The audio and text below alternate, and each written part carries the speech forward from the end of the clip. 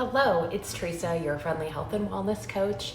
I am going to start a series called Healthy Soup Hacks, where I help you take and make soup not only healthy, but also delicious. So let's talk about one of the most important elements of the soup, which is what you're using for your liquid. Now, you could use broth, you could use stock, or you could use my personal favorite, which is bone broth.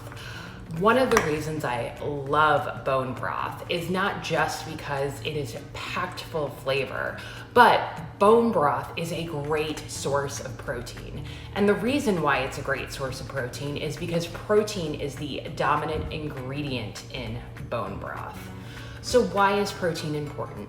Well, number one, the body burns protein the most efficiently out of any of the macronutrients.